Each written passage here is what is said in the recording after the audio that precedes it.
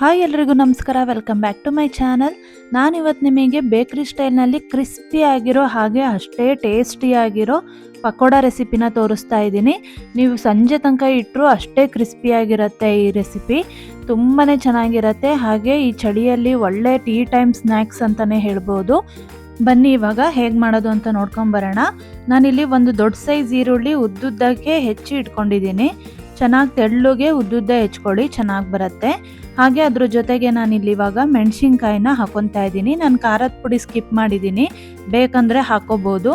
ನಾನಿಲ್ಲಿ ಖಾರದ್ದು ಮೆಣಸಿನ್ಕಾಯಿ ಯೂಸ್ ಮಾಡಿದ್ದೀನಿ. ಖಾರದ ಮೆಣಸಿನ್ಕಾಯಿ ಹಾಕಿದ್ರೆ ಚೆನ್ನಾಗಿರುತ್ತೆ.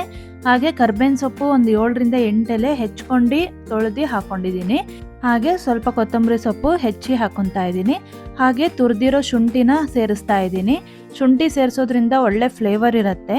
ಹಾಗೆ ಅಜ್ವೈನ್ ಅಂದರೆ ಓಂ ಕಾಳನ್ನು ಸೇರಿಸ್ತಾ ಇದ್ದೀನಿ. ಓಂ ಕಾಳು ಸೇರಿಸೋದ್ರಿಂದ ಒಳ್ಳೆ ಟೇಸ್ಟ್ ಇರುತ್ತೆ. ಹಾಗೆ ಜೀರ್ಣ ಕೂಡ ಆಗುತ್ತೆ. ಹಾಗೆ ಜೀರಿಗೆ ಕೂಡ ಸೇರಿಸ್ತಾ ಇದ್ದೀನಿ. ಒಂದು ಕಾಲು ಟೀ ಸ್ಪೂನ್ ಆಗೋಷ್ಟು ಸೇರಿಸಿದ್ರೆ ಸಾಕಾಗತ್ತೆ. ಹಾಗೆ ಅದ್ರ ಜೊತೆಗೆ ನಾನು ಇಲ್ಲಿ ಕಡಲೆ ಹಿಟ್ಟು ಅರ್ಧ ಕಪ್ ಆಗೋಷ್ಟು ಸೇರಿಸಿದ್ದೀನಿ. ಹಾಗೆ ಅಕ್ಕಿ ಹಿಟ್ಟು 1/4 ಕಪ್ ಆಗೋಷ್ಟು ಸೇರಿಸಿದ್ದೀನಿ. ಅಕ್ಕಿ ಹಿಟ್ಟು ಹಾಕೋದ್ರಿಂದ ಚೆನ್ನಾಗಿ ಕ್ರಿಸ್ಪಿಯಾಗಿ ಬರುತ್ತೆ. ಇವಾಗ ಒಂದ್ಸಲಿ ಇದನ್ನು ಮಿಕ್ಸ್ ಮಾಡ್ಕೋಬೇಕು. ಇವಾಗ ರುಚಿಗೆ ತಕ್ಕಷ್ಟು ಉಪ್ಪನ್ನು ಸೇರಿಸ್ತಾ ಇದ್ದೀನಿ. ಎಷ್ಟು ಬೇಕೋ ನೀವು ಎಷ್ಟು ಮಾಡ್ತಿರೋ ಕನ್ಸಿಸ್ಟೆನ್ಸಿ ಅಷ್ಟು ನೋಡ್ಕೊಂಡು ಉಪ್ಪು ಸೇರಿಸ್ಕೊಳ್ಳಿ. ಹಾಗೆ ಇದ್ರ ಜೊತೆಗೆ ನಾನು ಬಿಸಿ ಎಣ್ಣೆ ಒಂದು 2 ಸ್ಪೂನ್ ಆಗೋಷ್ಟು ಸೇರಿಸ್ತಾ ಇದ್ದೀನಿ. ಚೆನ್ನಾಗಿ ಕಾಯಿಸಿರೋ ಎಣ್ಣೆ ಹಾಕ್ಕೊಳ್ಳಿ, ಚೆನ್ನಾಗಿ ಬರುತ್ತೆ.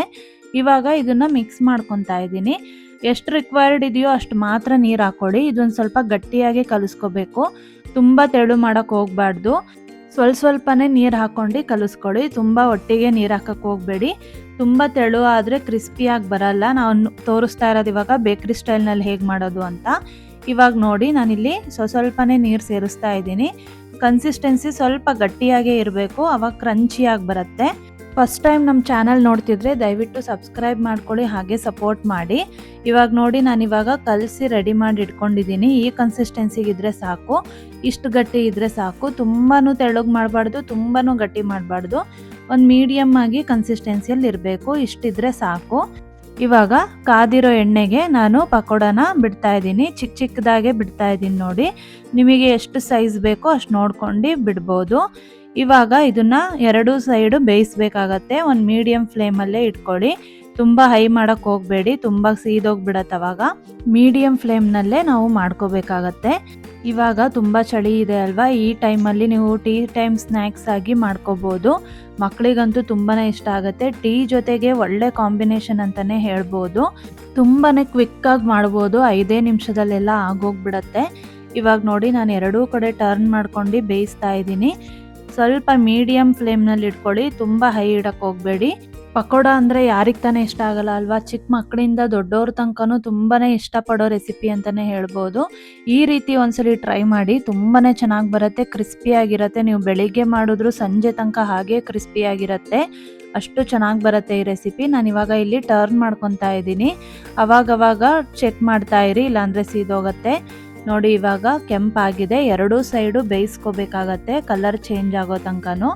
ನೀವು ಖಾರದ ಪುಡಿ ಬೇಕಂದರೆ ಇದಕ್ಕೆ ಸೇರಿಸ್ಬೋದು. ನಾನು ಸೇರಿಸಿಲ್ಲ, ಮೆಣಸಿನ್ಕಾಯಿ ಹಾಕಿದ್ದೀನಿ ಖಾರದ್ದು, ಅದಕ್ಕೋಸ್ಕರ.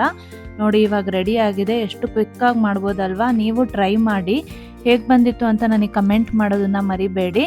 ಇವಾಗ ಪಕೋಡ ರೆಡಿ ಆಗಿದೆ ನೋಡಿ. ಇವಾಗ ಈ ಕಲರ್ ಬಂದಿದೆ, ಚೆನ್ನಾಗಿ ಬಂದಿದೆ ಅಲ್ವಾ, ಬ್ರೌನ್ ಆಗಿ ಬಂದಿದೆ ಕಲರು.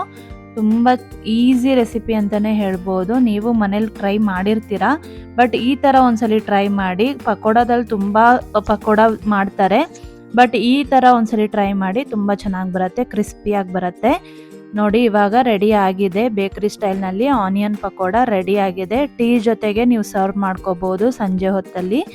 ನೀವು ಟ್ರೈ ಮಾಡಿ, ಹೇಗೆ ಬಂದಿತ್ತು ಅಂತ ನನಗೆ ಕಮೆಂಟ್ ಮಾಡಿ. ಇನ್ನೂ ಈಸಿ ಆ್ಯಂಡ್ ಟೇಸ್ಟಿ ರೆಸಿಪಿಗೋಸ್ಕರ ನಮ್ಮ ಪೇಜ್ನ ಫಾಲೋ ಮಾಡಿ. ಮೇಲ್ಗಡೆ ಮೆಣಸಿನ್ಕಾಯಿ ಕರ್ಬೇವಿನ ಸೊಪ್ಪು ಹಾಕಿ ಡೆಕೋರೇಟ್ ಮಾಡಿ. ನೋಡಿ, ಎಷ್ಟು ಕ್ರಿಸ್ಪಿಯಾಗಿದೆ ಅಲ್ವಾ. ಮತ್ತೆ ನಾನು ನಿಮಗೆ ಮುಂದಿನ ವಿಡಿಯೋಗಳೊಂದಿಗೆ ಸಿಗ್ತೀನಿ. ಅಲ್ಲಿವರೆಗೂ ಎಲ್ರಿಗೂ ಧನ್ಯವಾದಗಳು.